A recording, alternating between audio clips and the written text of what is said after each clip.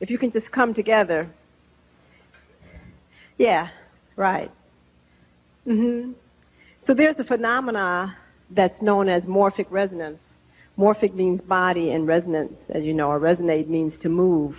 And when individuals are linked by their hands or certain parts of their body, truly the energy moves from one body to the other, and the energy begins to equilibrate. So that what one person is able to perceive and understand immediately is transferred to the next person, so everybody can get clearly what is being said. Does everybody have hands? Great. So I just want you to kind of just focus on making sure that you can feel the energy or the link connection to the person next to you.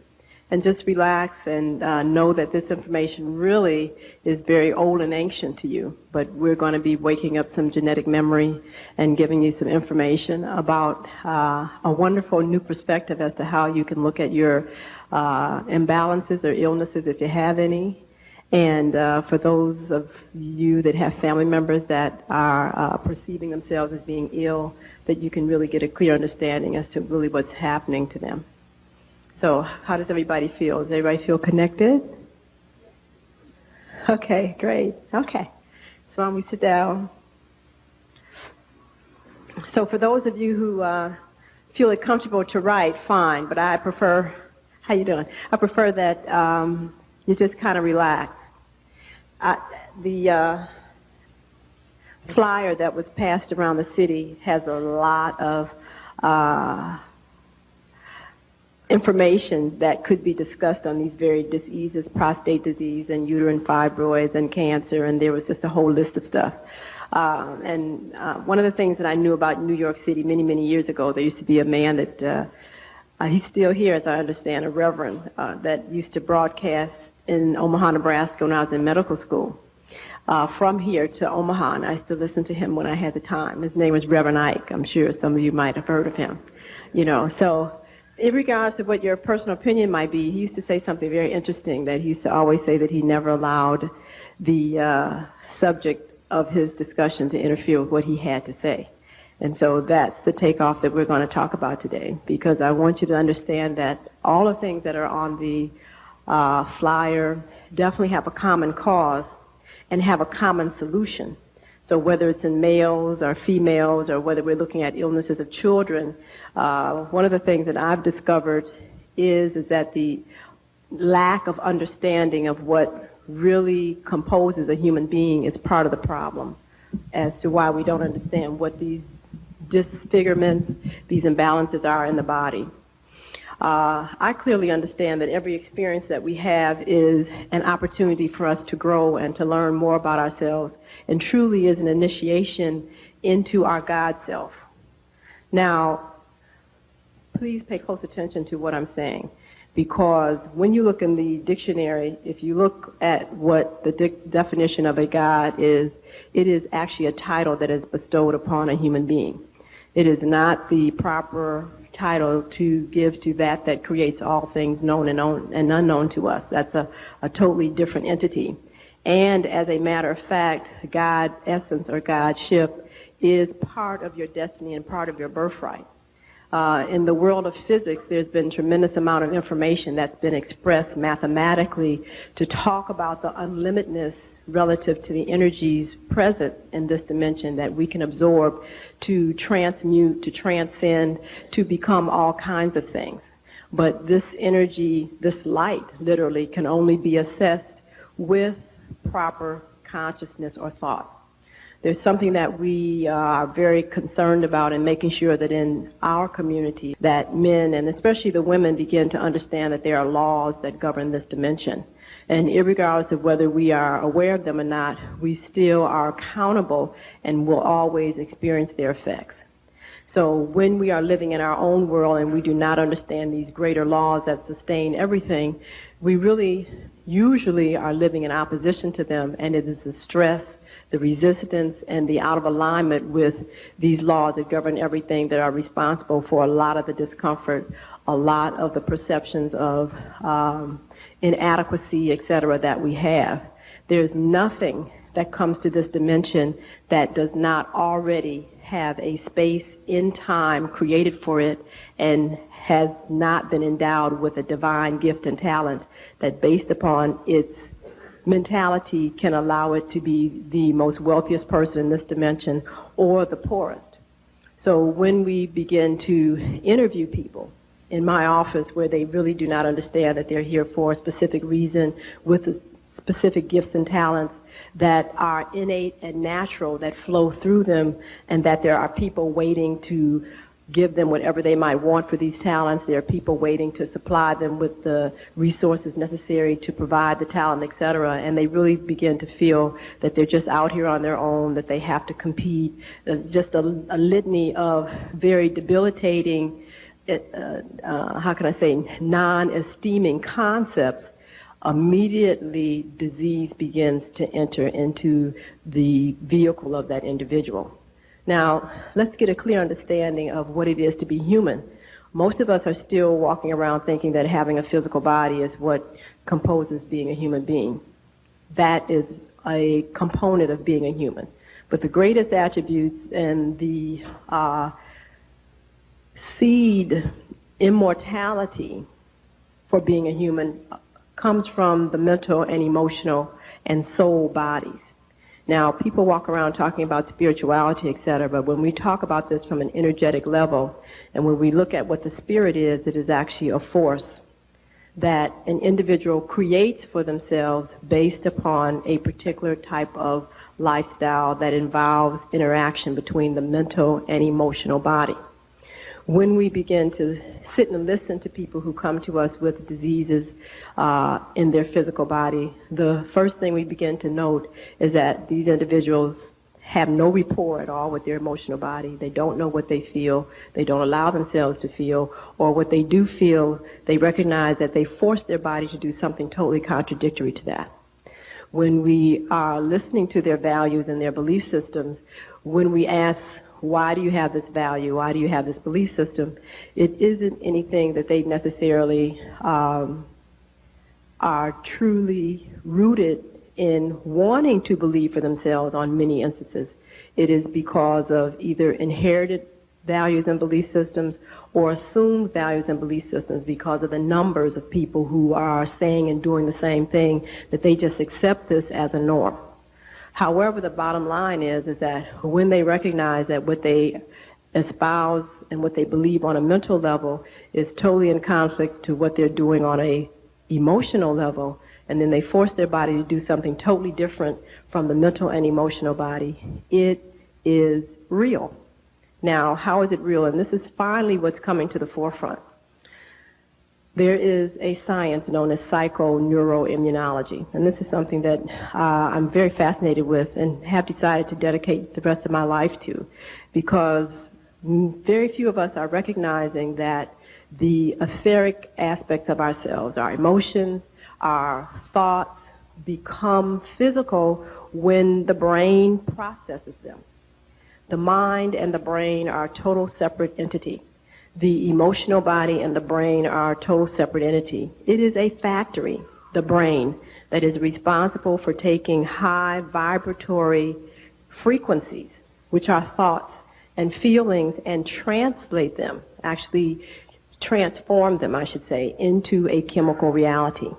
That chemical reality is then released from the brain into the bloodstream, into the fluid that encompasses the spinal cord, the cerebral spinal fluid, so that every cell in your body knows what you are thinking. Every cell in your body chemically knows what to do then to create the corresponding feeling based upon the communication between the mental and emotional body. Now, I will say this once more because it is extremely important that you understand this. Your brain is, again, a tool, a factory that is responsible for making available to the cells of your body the information that is being radiated from the mind, which are thoughts, and also allowing you to experience the sensation that your thoughts provoke in your emotional body. So that means then that if you decide that you want to have a less than loving thought about a person or a situation, immediately you will notice that you immediately move into discomfort, because by creating those kind of thoughts, the discomfort and the discordance that you create, the disharmony, immediately affects, first of all, the originator of the discordance. So can you imagine people who are walking around who have these opinions, of many people who have these opinions of relationships that they've had in childhood, interactions that they've had in high school, situations that they might have had on the job, and they are talking about events that have happened 15, 20 years ago. This is a chronic excretion that is being made by your own brain every day, moment to moment, that is now released upon your cells of your body. The cells in your body now have to process this every day. So you really get a big boost of this when there is a person or a reminder of the event that then really comes into play. Because as long as you have not come into a feeling of being comfortable with the experience, the subconscious or the right brain is constantly throwing off that same remnant of thought that is constantly stimulating the brain to produce the corresponding neurotransmitter. So if you just begin to understand what I've just said, you can understand why it is going to be impossible for the tissues to look like they did 15 years ago or 20 years ago, not just necessarily because of the quality of food that you're eating, not just because you might not be exercising, but because of the internal pollution that you are constantly creating of your own free will that destroys your own tissues. Now, see, you have to understand how profound that is, because when we talk about immortality, when we talk about agelessness, when we talk about infinite vitality, these things are real. It's already been proven. This is 94. In 1990, there was a German that received, a Russian that received the Nobel Prize for proving that mammalian tissue never ages as long as the internal and external environment remain constant. So you have to understand that's awesome. So that means that if this is really true, this gentleman took a heart and kept it alive for 25 years. And the electrical current that was able to be carried by the muscles of the heart were exactly the same the first day he isolated and 25 years later. So the time period was not a factor at all as to the deterioration of this tissue, as long as he was able to make sure that there were proper nutrients on board and that the actual energy carried by the muscle did not deviate below a particular standard. So if this is something that can really happen in a test tube with all the other unknown phenomena that allows us to have energy by breathing, by being exposed to the natural environment, by actually being in the presence of other human beings that carry a higher frequency of energy, which always means that you'll be able to receive energy from them, then how can you explain the aging process, deterioration, illness, and death? It has to be something that is provoked from within. We find that the simpler people who have been classified by certain cultures as being retarded or very simple in mindset, for whatever reason, they age very slowly, if aging at all. They basically maintain their vitality and are able to be, centurions without any effort at all, as opposed to the individuals who feel that the lifestyle that they have is stressful, that they feel that they have to always watch their back, they can't trust the people that they're around, relationships don't work, etc. I mean, they're out of here by 60 years old. So I think it's very important to begin to understand that the diseases that we are now dealing with in the hospital institution originate from an internal, endogenous, as we say, source. And one of my biggest concerns is the consistent resistance that the present hospital system exhibits in wanting to look at the lifestyle and the values and the perceptions of individuals that come in complaining of disease. We have been able to identify many diseases that are truly invoked by states of consciousness: asthma, heart disease, narcolepsy, cancer as one of the main ones, arthritis. I mean, and the list goes on and on and on and on, that we can identify a definite personality type that has particular belief systems, that have particular feelings that they actually emote or create, that now exhibit in the tissues and create these particular defects. There's a book that I acquired about 2 months ago that was a whole study that was done by Harvard University that had 2 chapters on how disease was a learned behavior pattern. It's understood that illness is learned. It is not a natural concept, and it's not a natural phenomena that human beings are supposed to experience. It is learned. The second chapter behind this chapter, entitled Illness as a Learned Behavior Pattern, was, Are You Teaching Your Children to Be Ill?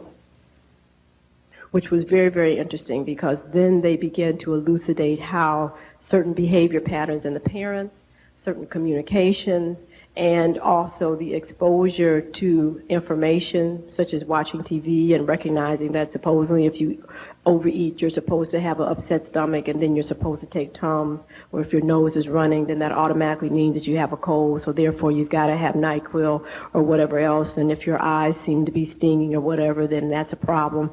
Now you have to have, eye drops to put in it. All of these things are actually behavioral in teaching adults, and especially children, that X leads to Y. Okay, Y leads to Z. So therefore, it appears to them that this is a normal, acceptable behavior, even in the face of discomfort, that they are to accept. Now, I think that one of the things that is most phenomenal is the fact that we still do not recognize that because the capacity to be here indefinitely, physical immortality is a reality, but it also requires, just like everything else, a state of consciousness and a lifestyle.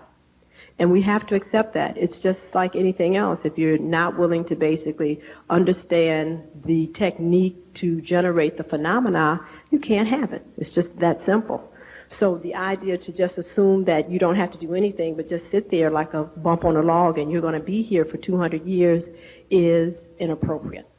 So if the goal is that you want to be here 200 years, 500 years, 800 years, fine. That is truly a capacity that the body can give you without question. But to be able to do that requires, first of all, a consciousness, and then secondly, a lifestyle that allows the body to utilize its energy in the most efficient and effective way. So when we get involved in activities that are not efficient, that are not effective, obviously this is not a person who truly has a long-term intent of being here for an indefinite amount of time. Well, what are those activities? And most of us are very much into a lifestyle that truly will not even allow us to live 70 years, let alone 300. What could they be? The eating habits. Not necessarily even the quality of the food, it's just the timing that people eat is automatically suicidal. Depending upon the structure of the individual, because there are 4 types of humans on the planet. There are 4 basic genetic structures that I want to talk about.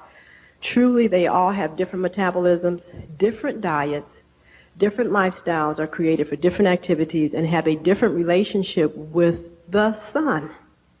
So when the sun now becomes the main core energy source, the relationship with the sun and understanding when you have high time energy that you can draw upon to actually help you metabolize, help you think, help you get through a particular activity, and when you don't, is extremely important.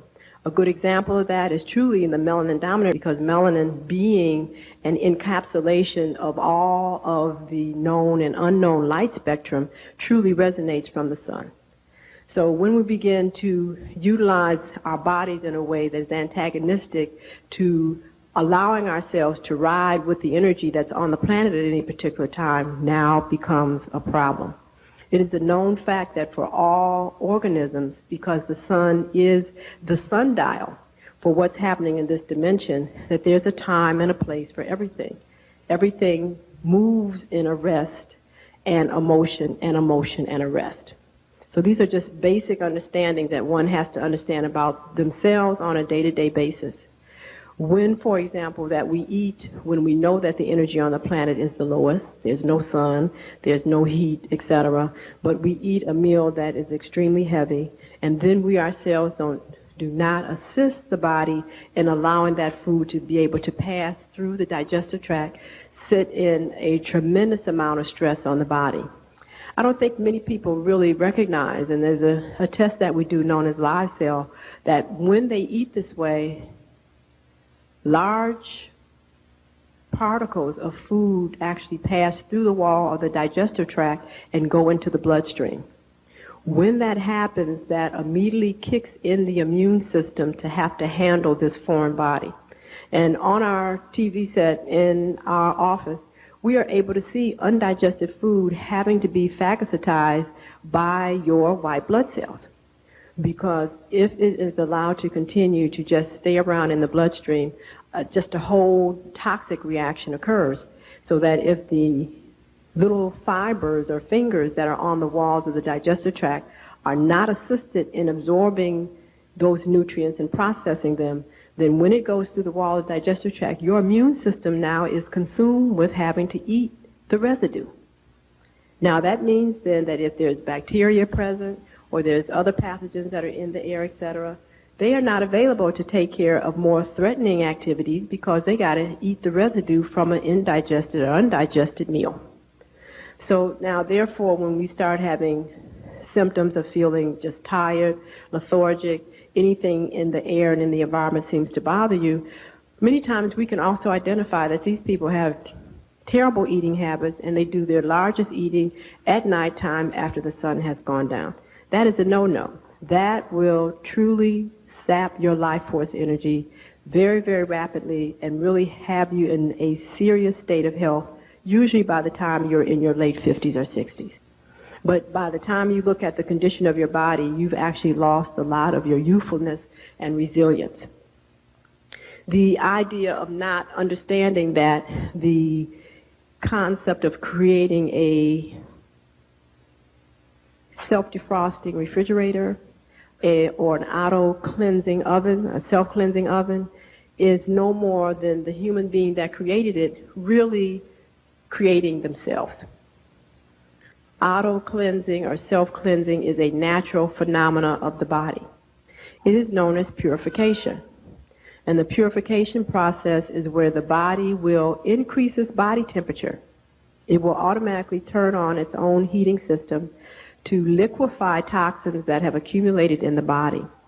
Once they are then turned into a liquid state, they are immediately removed into the lymphatics to be removed through the lungs, through the kidneys, okay, and out of the body. Now, modern science, however, wants to say that having a fever is pathologic, and immediately you're supposed to stop the process. What happens then when you take the Tylenol or whatever else you want to take to actually turn off the liquefying agent, you immediately allow these solidified toxins to stay in the body longer, which eventually produce the cysts that we have, whether it's, they told you there was a lipoma, they told you there was just a cyst here, that was just right. Well, that is actually stagnated waste that was not allowed to go through the purification process to be eliminated from the body. When we again, once these toxins have been liquefied, do not then allow ourselves to eliminate them properly through the breath, by proper breathing, proper exercising, allowing ourselves most of all to sweat. This is a real big problem. Then they begin to re-solidify, but you have to remember they've already been moved to the lungs. This is what has happened with most people when they're diagnosed to have pneumonia. Pneumonia is an interruption of a purification process that did not allow, the person did not allow this process to go into completion. So yes, we do breathe in bacteria in the air. And when we have this waste that does have sugar in it, it does have protein in it, etc., that is now sitting there in the lungs, this is real food that this bacteria that we've inhaled can live off of. So it appears as though that there is a viral or a bacterial pathogen that is the reason for the pneumonia. That is not true. The reason for the pneumonia is the fact that there was an elimination, a purification that attempted to take place, and the individual, by their unwillingness to pay attention to the symptoms of the body, and first of all, to rest it. It's like we know that when the refrigerator is defrosting, when the stove is self-cleaning, we don't try to bake on it, and we don't try to put food in the refrigerator to be refrigerated.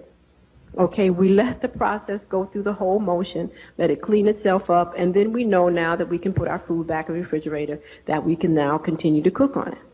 But now when these processes of a runny nose, the temperature goes up, etc., do we then immediately put ourselves in a resting position, trusting that the body knows what it's doing and has the capability of taking care of this process? No. We've got to go to work. We've got to do this. We've got to do that, etc. And as all of us know, the statistics state that every 2 minutes somebody is dying. But now, has that really changed the quality of your life? And has it really interfered with anything that you're choosing to do? No.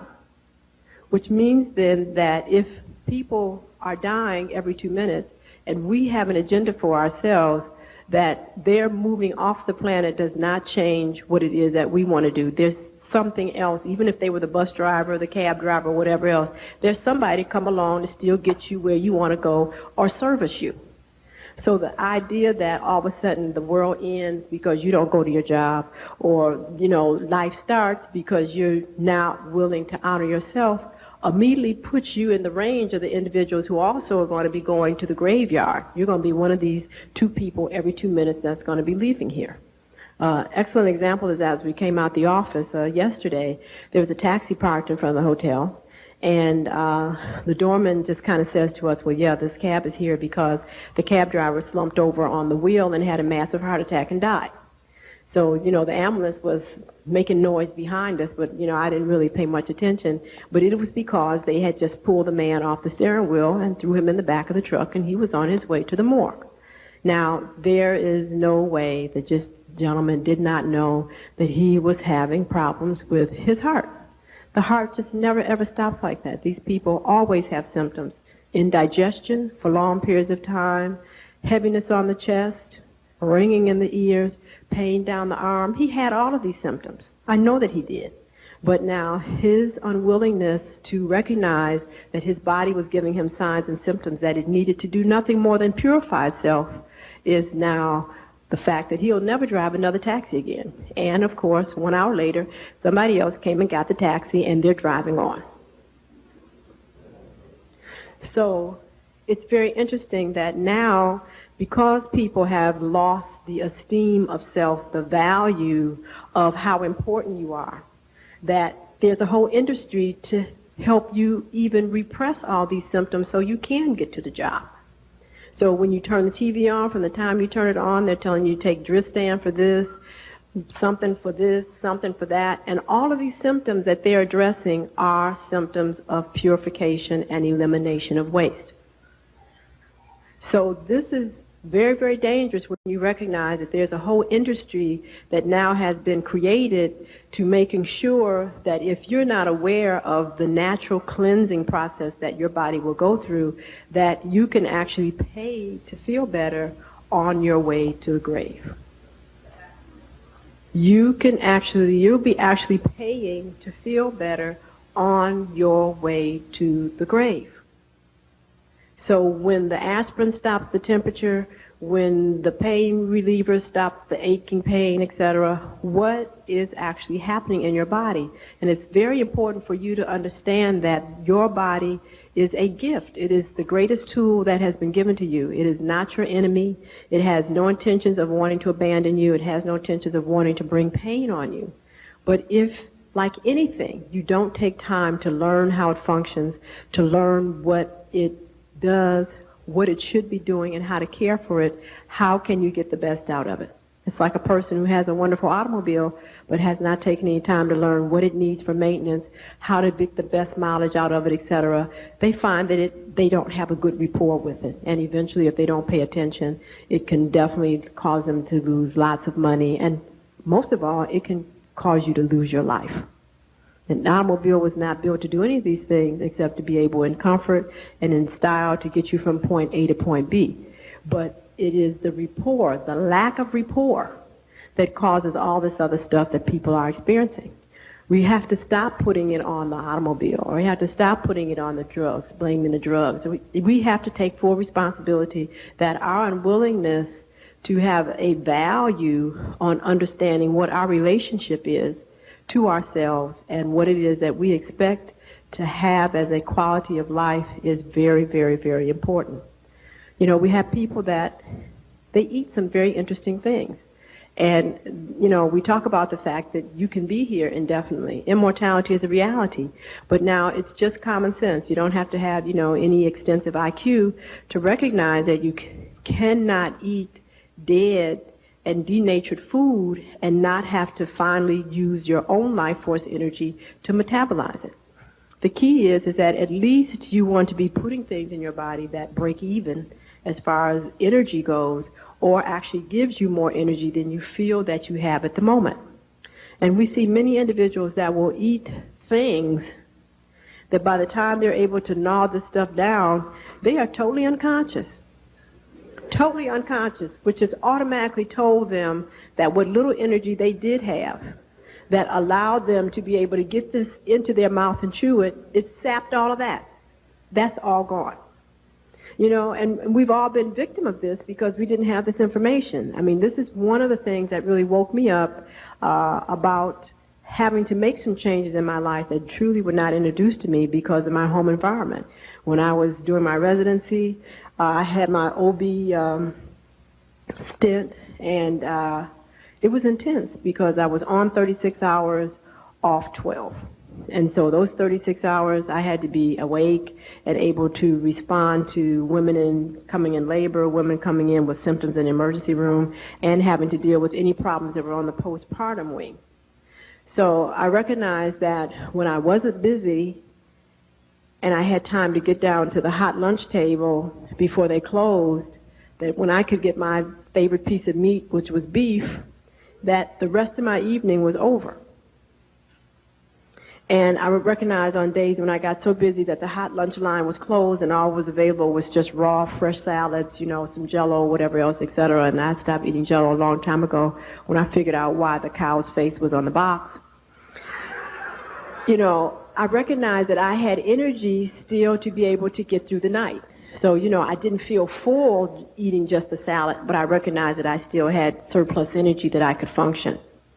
So I made sure that I really was able to finish up everything, and I just made sure I ran in at the very last end to get this piece of meat. They used to have these beef on bun sandwiches, you know, these lots of this rubbery beef on these big onion rolls. So, you know, I got this, and of course, when you're a surgeon, you don't have time to do much anything, so you just kind of gnaw this stuff down real quick, and I went back up to the unit. So we didn't have anybody in labor. Everything in postpartum was quiet. There was nobody in the emergency room. So I said, well, fine. You know, no telling what will break out tonight, so I'll take a nap. When I came to, it was 2.5 hours later, and I, in my mind, had only been asleep about a half an hour. No problem, but when the nurses came in and said, oh, you know, we tried to wake you up on about 3 or 4 occasions to sign some orders off, and we just could not arouse you, that was very frightening. Because that meant then that if somebody had to came in bleeding, if somebody had to come in ready to deliver, that I would not have been able to assist them. I would have been just totally incompetent to rise to the occasion.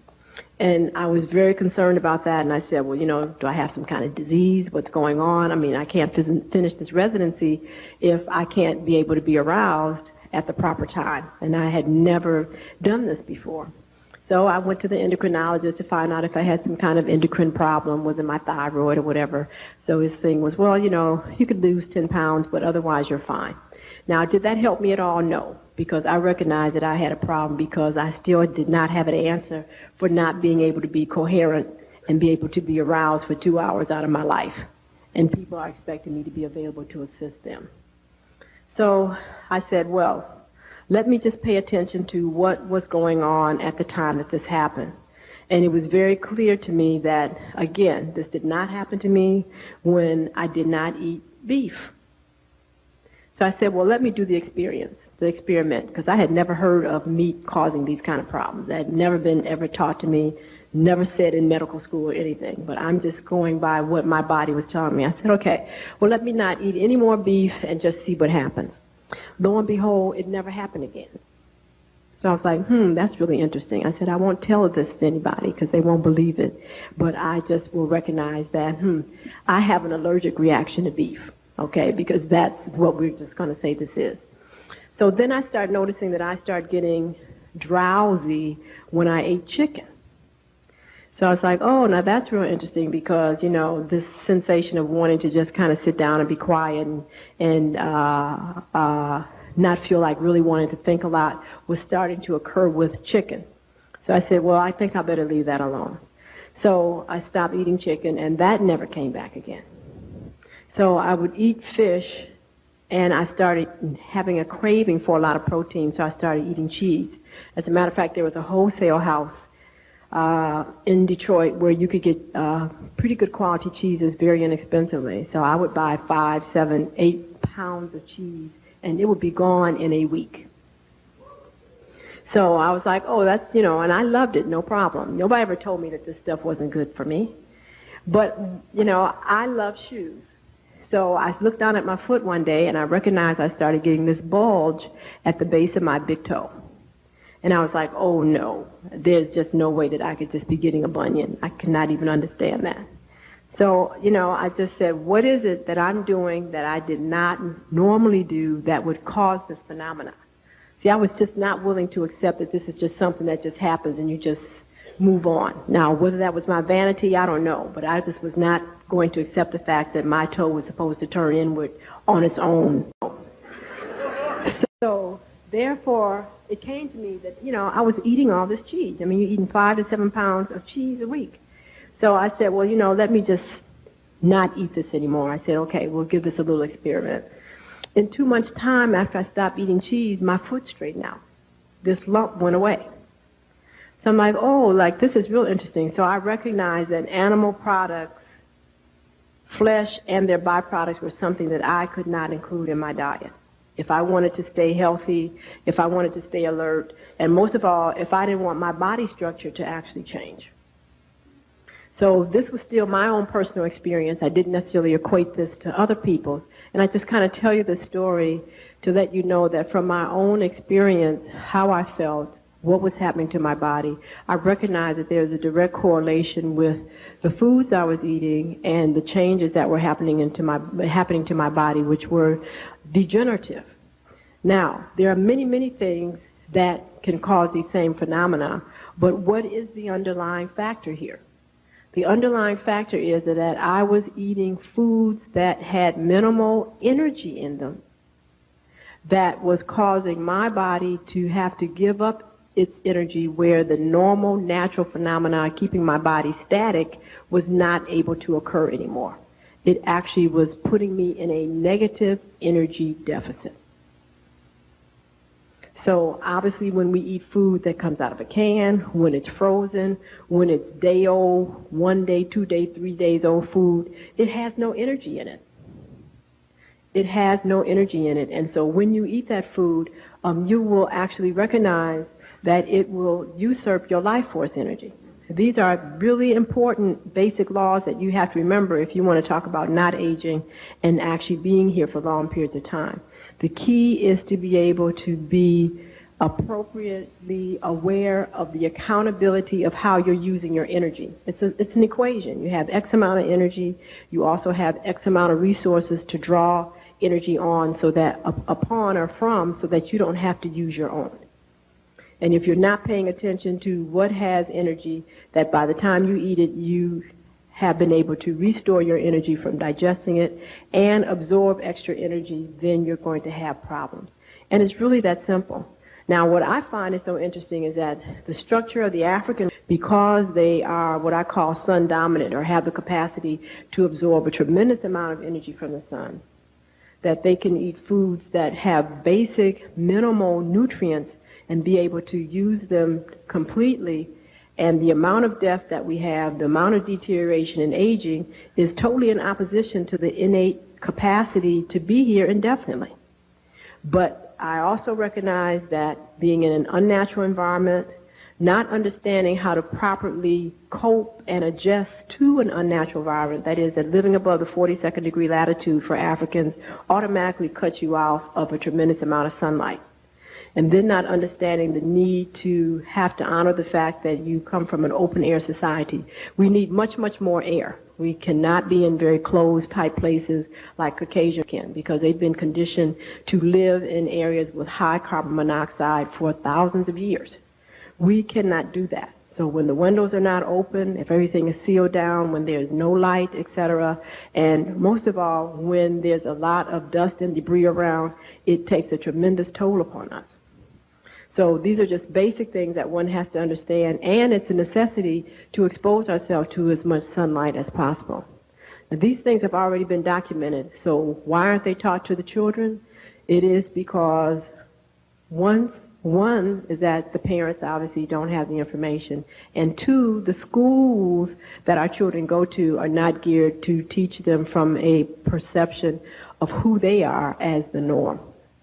And that is a parental responsibility, is that it is very important that whoever you're teaching should be taught what they need to know to be the best they can be, not what is best for somebody else, but for them. So when we have teachers who are then also ignorant of who they are, that actually look like the student, then we've got a serious problem here. Now, I just want to go back to this purification process, because again, when this purification process could not complete itself, that this liquefied waste could not leave the body through the lungs, through the colon, through the lymphatics, it then now re-solidifies and will then relocate itself in the body.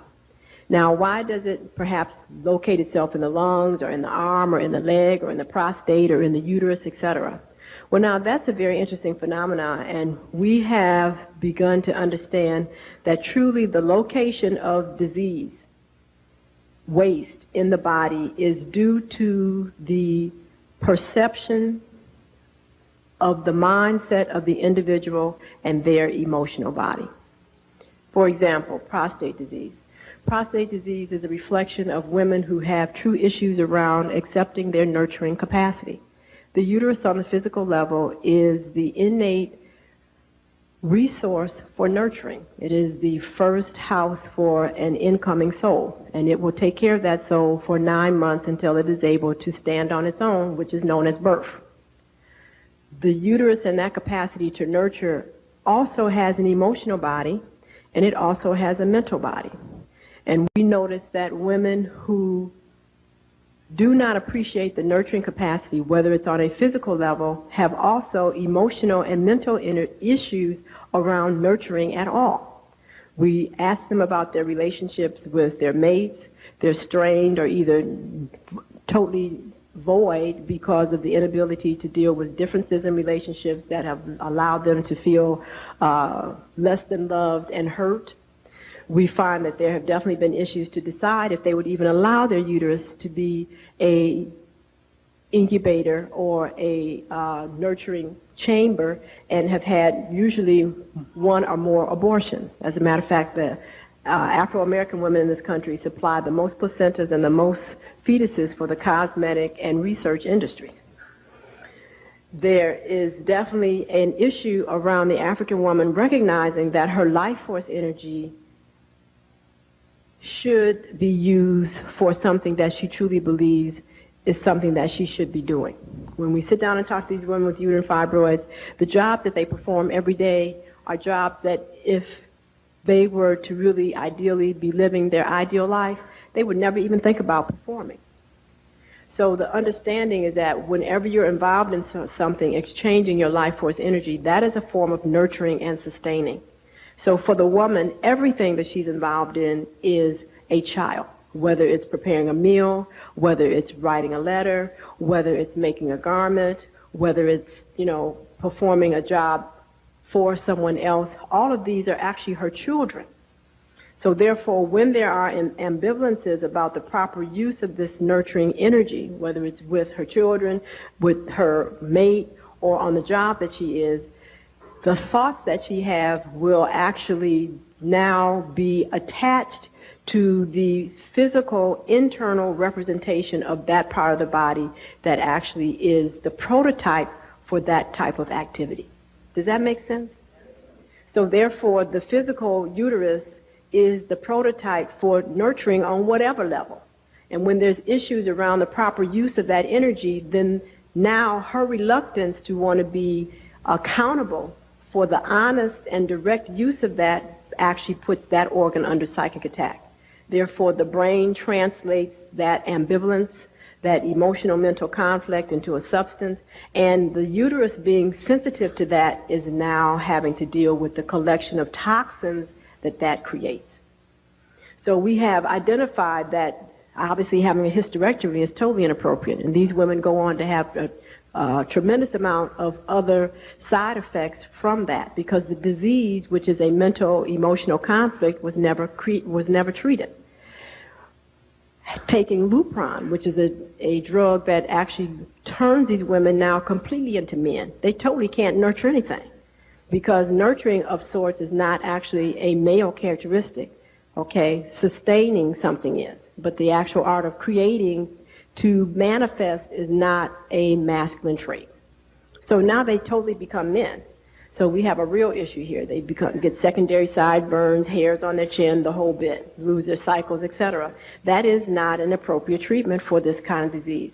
And only when we're able to help these women recognize that their unwillingness to accept their normal role as a female and what that really represents, and to be actually able to be accountable for the use of their energies, is when the tumors on their own resolve, because they then allow the normal purification process to complete itself.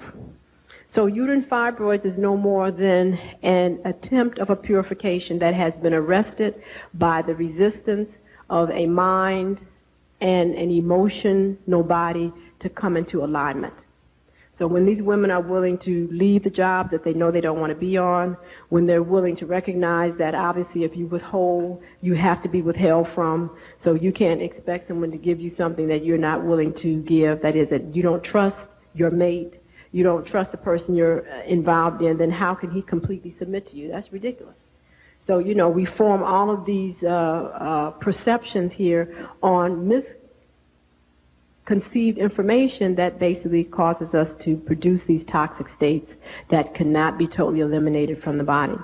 The same thing with prostate. Prostate definitely deals with men who have issues around whether they are actually performing and functioning in the role as a man. So now we go to an esteem issue, because whatever a woman is to you and whatever a man is to you truly is a chemical reality in the bloodstream. And if you say that, your name being, John Johnson, having male genitals is not a man because you have X, Y, and Z, or you can't do A, B, C, D, you automatically then set up a psychic attack that chemically begins to attack those organs that would make you male. So obviously cutting out the prostate is not the answer, because it makes you impotent. It definitely diminishes the sperm count. Not because the testicles are not making sperm, but the sperm can no longer be directly deposited in the woman's vagina, because now they get distributed into the bladder. That's what happens. When that happens, now it also makes you prone for autoimmune diseases, because the sperm and your bloodstream have never met.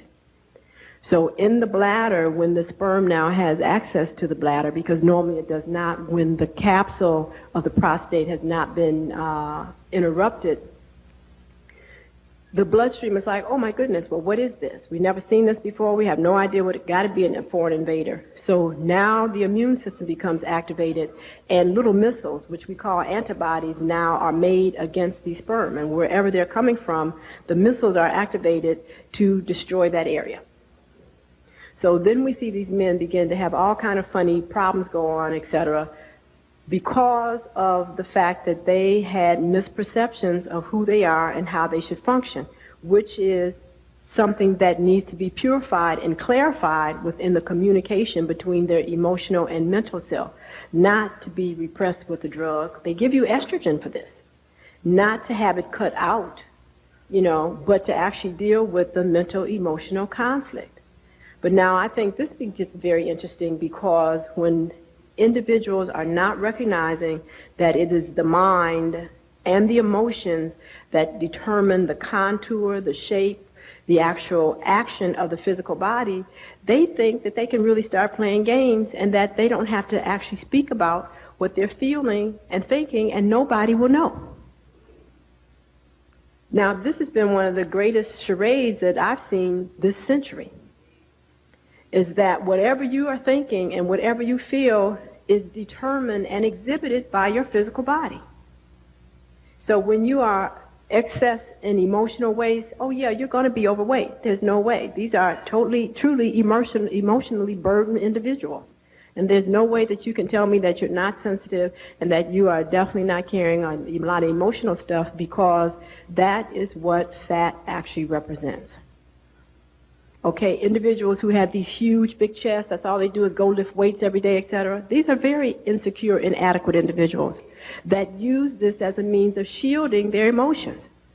So when you see a person walking around the street like that, you know that they definitely have deep-seated inadequacies. And this is a means of them attempting to compensate.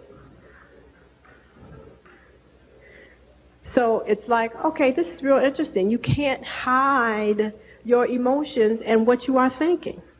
And it's only because people don't know how to read their own physical body or other people's physical body that they basically get snafu'd, I guess, and, letting these people tell them something totally different when the evidence is right there in front of their face. So, just sitting down and having a conversation with these individuals will let you know that, their inadequacies or their misperceptions or their low self-esteem. I mean, this all comes out. So you can see anger on people's face. There's no way that you can tell me that you're not angry and you can barely open your mouth because your teeth are so gritted to say hi. And I'm supposed to believe that you're not angry. Okay, you understand what I'm saying? So it's like there's no such thing as a secret. So the idea that you feel that you cannot talk about these things that are bothering you, you're saying them anyway. They come out through your physical body. But unfortunately, the way that they come out, it disfigures, it distorts, and it destroys. So by the time you get to the grave, we knew all your issues. That's the point. We knew all your issues. You cannot hide. There's no such thing as secrets. And sometimes I have people come in and it's like, well, you're talking so loud. I don't want anybody to hear or whatever. And it's like, oh, that's real interesting. It's like, have you looked in the mirror lately? Okay, it has nothing to do with the tone of my voice. It's like everybody who looked at you knew something was wrong already. You didn't, there's no such thing as a secret. So this exclusivity or this idea that we think our stuff is so secretive that we can't talk about it, it is really a joke, and millions of people are dying every day thinking that they're keeping secrets. Just to show you something that's very interesting. You can look at a woman's pelvis, you can look at the contour of her thighs and her legs, and you can know right away if she's been sexually molested in childhood or early adolescence. You can just look at her pelvis. These women that have tremendously knocked knees, their thighs rubbed together, etc., they have been sexually molested, and the psychological trauma of that has totally shifted the pelvis and the fat distribution to actually make a barrier to get to the perineum, the vagina. That is not how you're normally built. This is because of sexual molestation. And I'm telling you that when these women are willing to open up, they all give you the history that they have. They just, for whatever reason, felt that they could not, but their bodies told it. So I'm just saying that we just have to stop playing the games and recognize the greatest gift that we have is this physical body, but it talks. It communicates all the time, and when you take the time to really be sophisticated about what your body is exhibiting to you, you can always recognize that it really originated from the mind and from the spirit. What is happening with cancer? Well, having had cancer, which was a wonderful initiation for me, it is the scourge for the liar. Now, my grandmother used to always talk about, if you lie, you'll steal. I just never even understood what she was talking about. But I do understand this, that you do rob yourself of a high-quality life, not being willing to be honest with yourself emotionally and mentally. And I have never sat with a cancer patient who was not living a lie. The job they worked on, the relationships they were in, the relationships with their kids, it's all contrived. But their low self-esteem and their need to be recognized and accepted by whatever they think out there is going to make them a better person is what they get up and strive to actualize every day, knowing that they hate it. So they continuously do this, that creates this toxic bloodstream that then causes these toxins to solidify in the body because they interfere again with the purification reaction, and they're out of here. So when these individuals are finally recognizing the fact that, it's a choice between going to the grave, being a slave to something or someone else, or finally beginning to allow yourself to be the real you and let everybody else know what that is, those are the ones that are able to recover and never have any problems. But it is truly a choice that they have made for many, many years to stay in relationships, to stay on jobs, to have relationship with children or spouses or whatever, that they know that if they had been in their right mind or living their ideal self, they wouldn't even think about doing. And they think that every day anyway, but they still lie and keep up the front. So you cannot have this disfiguration and think that it is not a reflection truly of what's going on with you emotionally and mentally. I just want to say one last thing about esteem, okay? And I did some little research on that and just looked it up. And esteem is actually a value. It is an estimate of something. And when we talk about self-esteem, we're actually talking about a value. When we look at what the definition of self is, it talks about interest. And I thought that it was really interesting that when I looked up the word interest, to have interest in something requires you to have a feeling about it. So self-interest means that you have to have a feeling about yourself, one that allows you to give yourself a value, which is an esteem.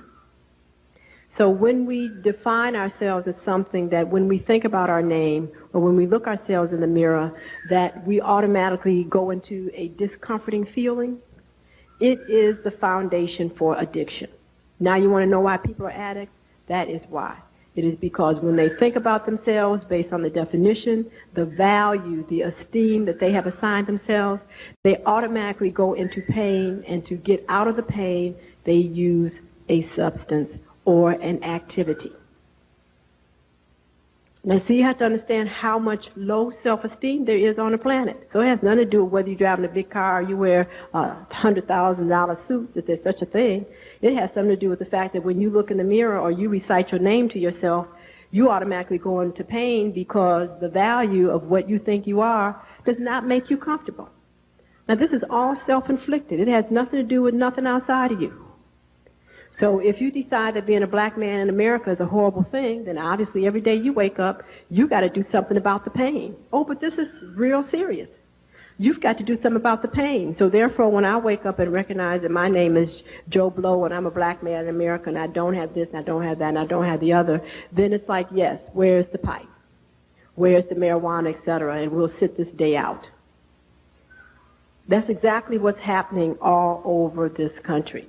It is because the perception of these individuals is such that they create their own emotional pain and they want out. So now the treatment is not obviously gathering up all the pipes and getting rid of all the cocaine and marijuana, because the people are still in pain because they still are perceiving themselves in less than an ideal way that creates a discomfort in the emotional body. So the treatment has to be to ask these individuals to redefine themselves and give themselves a different value system. It's real simple. So why would a person think that being a black man in America is a problem? Now, I mean, we just should just literally dissect that. Why would that be a problem? Do you know anybody cranking out black men in a meal? Of course not, because it is a divine state of existence. Only the Creator makes those. Which means then that if that's where it comes from, it has the characteristics and attributes of the source. Which means that being a black man in America means that you are a divine entity. Now, understanding what that means now goes into your own value of what the Creator would be. Because if that means that now you have dominion over the planet, that you have the capacity to do anything that you so put your mind to, etc., now that puts you into a whole different reflection of self. So you don't have to sit up and beg anybody and tell them that you need certain gratuities or, you know, I can't think of the name of this stuff that they use for going to college and all this other stuff. You don't need these crutches. Because when you understand that you're a manifestation of the Creator, you can learn anything you want to and any time you want to and apply it. So you don't have to apologize for this. Being a black woman, I mean, this is the same issue. You know, well, I'm a black woman, so that means da-da-da-da-da-da-da-da. Well, obviously, when she overeats or when she's actually smoking drugs herself or marijuana, or she's basically a workaholic because she thinks that working 24 hours is going to make her a better person, or she's got to play the lotto every day, or whatever else this is. All of this is because her esteem of self is less than what the body and the emotional body knows that it should be. So taking away the lotto, you know, firing her off her job, whatever else the situation, none of that treats the problem. It is the fact that she has to redefine who she is, change her name, or give herself a broader definition of self and be able to actualize that. But the idea that something divine now having to be apologized for that's inadequate is totally a problem. And you have to understand the women maintain an industry, $18 billion a year in straightening their hair. Now, see, you have to understand that is a real problem because, first of all, it totally takes her out of her elements that she needs to be able to be here on the planet. You can't stay in the sun. You can't be in the rain. You can't be in the wind. You need sun and water and wind. So what do we have here? We have an addiction. That is an addictive process. So if you wanted to equate the crack pushers and the hair salons on the block, they were probably of the same number. And we have to deal with that. Now, there's no Koreans, anybody else, or whoever's making this synthetic hair, that definitely is like what the Creator has given you. So the key is that there is a self-imposed low esteem that causes these individuals to go through this discomfort on a regular basis. It's discomforting. You should see what they go through in these hair salons to get that stuff done. It's discomforting. And there's no need of lying about it. And, as like I said, it's unnatural. You cannot be your natural self and sustain it. So, therefore, it's like that automatically takes you out into a different element. And I learned that a long time ago, and I just really had to let that go. So I had to redefine myself. I had to move into a different awareness of what I meant to myself and why that was not going to be an issue in my life, because I felt that if I could not face myself as how I was created, it was a personal problem that really meant that there was always going to be a block between me and whatever I tried to relate to. So now we have the same issue with our relationship with our children. It's not a sincere one because we don't even come to them being ourselves. We have this problem with the relationships with our men because we don't come to them being ourselves. I have some women that tell me that their husband ain't never seen their real hair. I mean, you know, so, I mean, that's incredible. So, I mean, what is he really loving? I mean, what is he really with? You know, that this kind of limitation or esteem of self is extremely dangerous. And when a person withholds from themselves to that extent, how are they going to really give you their best? They lie every time they say they love you. How can they when they don't love themselves? And we need to stop really playing these games. This is what causes the diseases that we have. And we cannot look to anybody but ourselves to treat them. So, you know, as I see these huge institutions propping up here talking about they're the hospitals and they can give you a new arm and somebody's liver and somebody's leg and whatever else, etc., it is totally unnecessary because you can regenerate any part of your body. And the proper thing to do is give you the information so you can access that part of your brain so that it can regenerate. But the idea that you're going to go in the garbage can and get somebody's dead body in the grave and put that inside yourself, totally no esteem. A lizard won't even do that. They recognize they can crawl off and get a new leg and a new tail. They don't need to go to the lizard graveyard, if there's such a thing, and get somebody else's. So here you are with a huge brain that has the capacity to put airplanes in the sky, space stations, and you're going to crawl off and get a dead carcass and put it in your body? There is a real problem, and nobody should be able to sell you any madness like that. They're going around here collecting blood, and I'm like, for what? Everybody makes their own every day. Every day. Why are you collecting blood? And it's amazing that people lay there and give theirs to be given to somebody else, and it's like, well, don't they look like you? Yeah, if you stick them with a pen, they have little red blood that comes out just right, because they make their own. So now, why is it that these people can't make their own? And they can. At least that's what I learned from the Jehovah's Witnesses. I've seen some of them in really bad shape, but they've been willing to at least not take blood, and they live. Now, you know, of course, we're taught to harass them and do all kind of things to them in the hospital, that kind of thing, but it's been amazing. I've learned a lot of interesting things from my patients. They're my greatest teachers. I have patients that walk around and go to work every day with hemoglobins of 2. Now, my thing is that why do you want to walk around with hemoglobin of 2? Because no, it is not natural. And if you can get enough strength and energy to go to work every day and work 8 hours with a drop of blood in your body, why can't you just get to the real issue and allow your body to make all the blood you need? Because it's still a level of withholding. So it's like, you know, why walk around on one leg when you can have 2? If you get to the real issue as to why you lost the first one in the first place, now we can get us another one. Do you begin to understand what I'm saying? Is that this esteem issue, this lack of limitation of understanding who we are and what gifts we have are the reason for our suffering, and there's no institution outside of you that is going to be the answer to rid these problems. No, no, no. So it's no need to invest your energies in that when you already come here completely capable of being here indefinitely and totally being capable of being total master and mistress of this entire planet. But that requires a state of consciousness. That's the only thing that separates the weak from the strong. It's consciousness. It is consciousness, because truly I've seen people who've had half of a body be able to have much more transportation, be able to go and do more places than folks with a whole-grown body. Now, see, that's incredible, because when you have a mind and an emotional body that's working, you can get anything done in this dimension. And I have seen people who have no arms and no legs who do all kind of awesome things, and we have people completely developed sitting up looking crazy. So what's the difference? It is your mindset. So it is very important to ask yourself why you think the way you think about yourself. Why do you not know how you feel about something? What have you been doing all this time that you aren't even aware about how you feel? Why don't you want to feel? Why are you overeating? Why are you taking drugs? Why are you working 18 hours a day instead of being at home? You know, these are the things you have to, because these are activities to keep you from really being in communication with yourself. That creates the toxin.